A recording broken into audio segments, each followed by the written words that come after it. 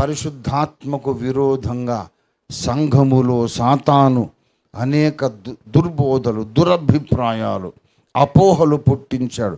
ఎందుకంటే సంఘము పరిశుద్ధాత్మతో నింపబడితే సైతాను గాడి ఆటలు సాగవు. సంఘము పరిశుద్ధాత్మతో నింపబడితే సాతాను కుట్రలను అధిగమించి సంఘం ఏలియాలాగా పరిగెడుతుంది. సంఘం పరిశుద్ధాత్మతో నింపబడితే ఎవడును లెక్కింపజాలని మహాసమూహం రక్షణలోకి వస్తుంది. ఇది సాతానికి ఇష్టం లేదు.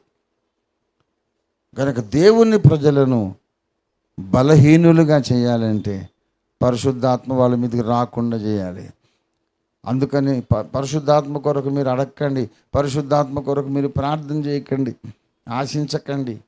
ఆల్రెడీ వచ్చేసాడు, మళ్ళీ రాడు. ఇంత వాక్య విరోధమైన ప్రసంగాలు చేస్తున్నారు. ప్రభునందు ప్రియులారా, అన్నిటికీ కుదురుబాటు